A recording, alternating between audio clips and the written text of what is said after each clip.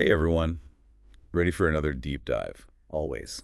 Okay, so this time we're going back to 17th century London, to a Mhm. place that was as lively and as messy as a city could be. Sounds intriguing already. We're talking about Bartholomew Fair. You know, that massive annual market that Ben Jonson immortalized in his play. Oh, I see where we're going with this. Johnson's play isn't just a historical record, it's so much more than that. We've got these little snippets of dialogue, character introductions, Yeah. even stage directions to really set the scene. It's almost like stepping right into the heart of the fair, isn't it? Exactly. All the sights and sounds and smells. And of course, the people. All those larger-than-life characters Johnson was so good at creating. And you know what? What's that? It's almost like he's holding up a mirror to human nature, isn't it? Yeah. Showing us those universal quirks that never seem to go out of style. Absolutely. He's a master of satire. Okay, so first up, we've got John Littlewhite. Little Wit. What a name. Right. He's this guy who wants to be a big shot playwright, but, well, let's just say reality has other plans. Hmm. He's written this puppet play, calls it the ancient modern history of Hero and Leander. Catchy title. And Littlewhite thinks he's made it super relatable, for the common folk. Of course he does. Classic Little Wit, I bet. And to make things even more complicated, he's got this wife, Win, and a mother-in-law, Dame Purecraft. Ah, the mother-in-law. This is getting good. Let's just say they have a lot of opinions, especially about Littlewhite's aspirations, and about him even going to the fair in the first place. Ah, so the fair is like forbidden territory. Pretty much, for Littlewhite at least. He's practically begging them to let him go. It's that yearning for a little freedom, isn't it? A Uh, chance to escape, even if it's just to a chaotic marketplace for a few hours. Exactly.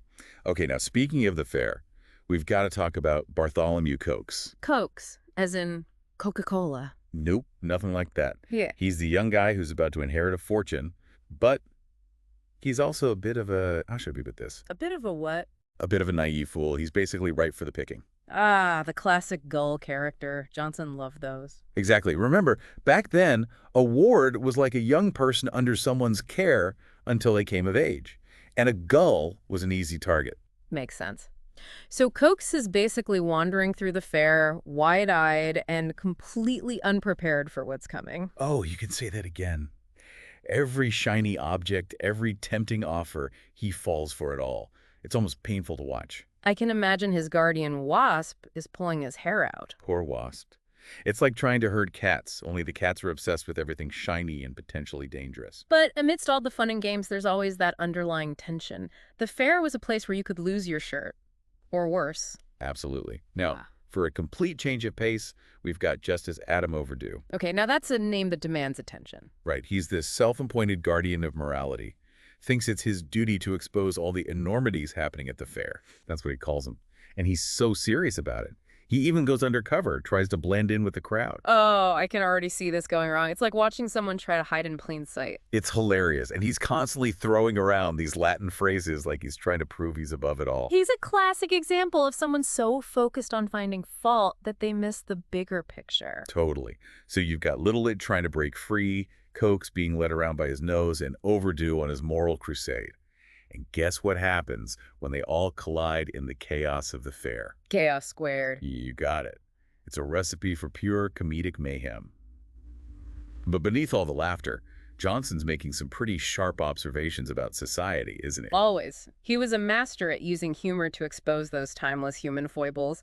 Like, are we really so different today? Don't we all have our own versions of Little Wit and Overdue, striving for recognition, judging others? It's like he's saying, hey, look in the mirror, folks. But you know what really stands out to me? This whole idea of deception and disguise. Mm-hmm. So many of these characters are putting on a front, pretending to be something they're not. Oh, absolutely. And the fair itself becomes this stage for all these masks to slip. Like, who are we really when all the facades are stripped away? It's a question that resonates even more today in our world of social media and curated online personas. Right. Like, are we all just playing parts in some grand societal performance? But I think to really understand what Johnson's doing here, we have to look at how he plays with the idea of theatricality itself. You mean like the idea of a play within a play? Exactly. Remember Littlewhite's puppet show? The ancient modern history of Hero and Leander? Oh, yeah. The one he thinks is going to make him famous. Well, it's more than just a silly side story. Think about it. Okay. The puppet show is actually a microcosm of the fair A itself. microcosm. Yeah, it's like a mini version of everything happening at the fair, all condensed down into this little performance. Oh, I see what you mean. So the exaggerated characters in the puppet show. They're like reflections of the real people at the fair. And the over-the-top plot. It mirrors all the drama and chaos unfolding around them. So it's like Jonson is saying, look, this is what you're all like. You're just puppets dancing on a string. Exactly. He's using humor to expose those universal truths about human nature.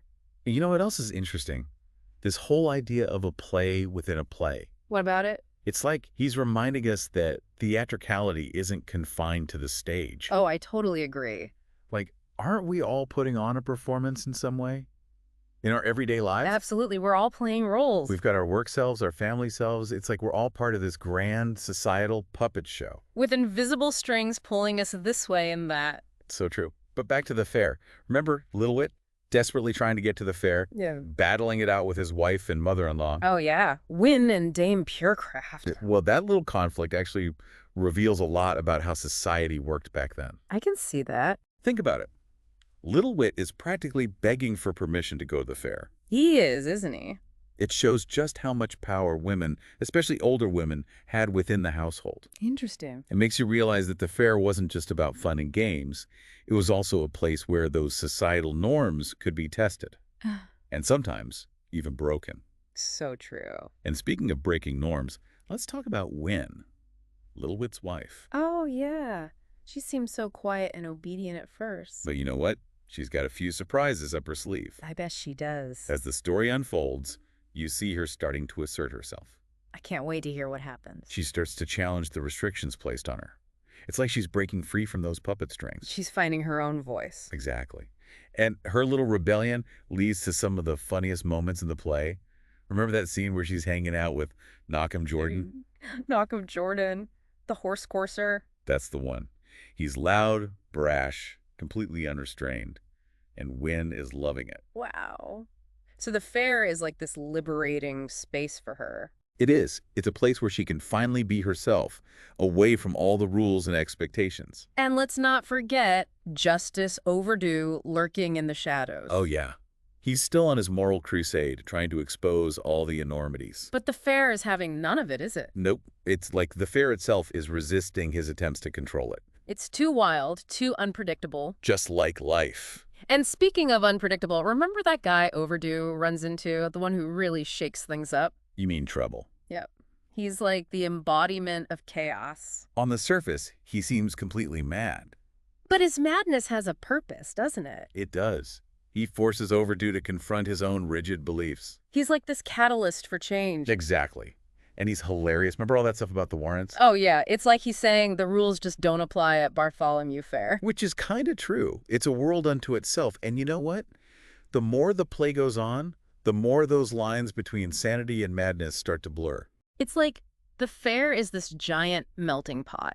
Societal norms get challenged, identities are questioned. It's like the very fabric of reality is warping and bending. Exactly. And all of this comes to a head in the play's climax, when the puppet show and the real world collide. It's like everything explodes. All the deception, the disguises, the social commentary. All of those threads come together in this grand tapestry of human experience. Wow. And in the midst of it all, Jonson is asking us these really profound questions. Like what? Like, what is real? What is performance? Are we really so different from the puppets dancing to the tune of our own desires? And remember, Rabbi Busy, that Puritan who's always preaching about sin. Oh, yeah. He's a piece of work. Well, during the puppet show, he just loses it, storms the stage, starts yelling about idolatry. No way. Yeah. And of course, that causes a total uproar. Let's talk about a riot. Right. And in the midst of all this, who shows up but Justice Overdue? Of course. He can't take it anymore, throws off his disguise and tries to take control. I bet that went over well. Not really. It's like he's finally realizing that all his attempts to impose order have just backfired. He can't control the chaos. Nope. And that's the big turning point in the play, isn't it? It is. Overdue learns that you can't force everything into neat little boxes. Life is messy. Just like Bartholomew Fair. Exactly.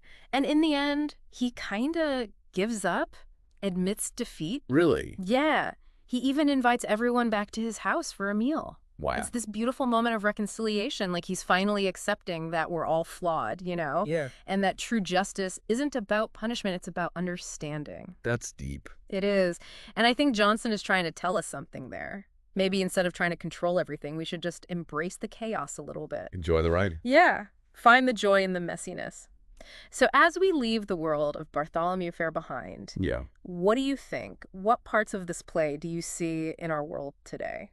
It's like, even though it was written centuries ago, it still speaks to us, doesn't it? It does. Like, we all have our own versions of those characters. We do. And our own versions of Bartholomew Fair. Absolutely. We're all just trying to find our way through the chaos, right? Sure. And maybe even put on a little performance along the way. Maybe we are. Well, that's Bartholomew Fair for you. A timeless story of human nature in all its messy glory. And a reminder that sometimes the best thing you can do is just let go and enjoy the ride. Thanks for joining us for another deep dive. We'll see you next time.